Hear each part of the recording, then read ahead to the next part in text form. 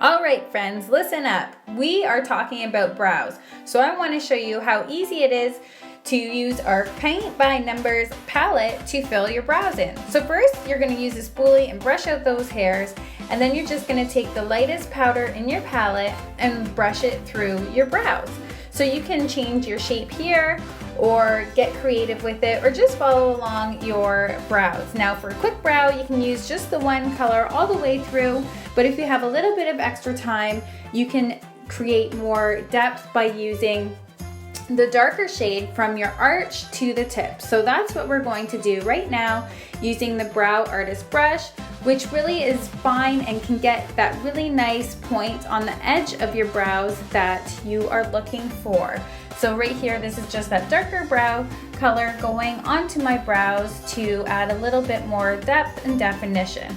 So after you've done that, you're going to use your spoolie to just blend everything out nicely. And I can't believe the difference that a good brow shape really makes. So now we're gonna clean everything up using that pink matte cream highlight. So this here, you just kind of brush around your brows to clean up all of those lines.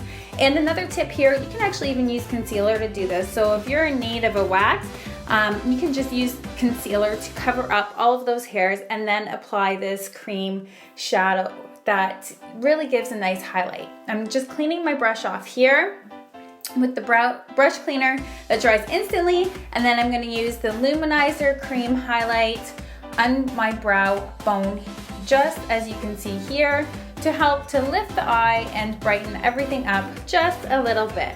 Now this can actually be used on your inner eye too, which again is going to make your eyes appear brighter.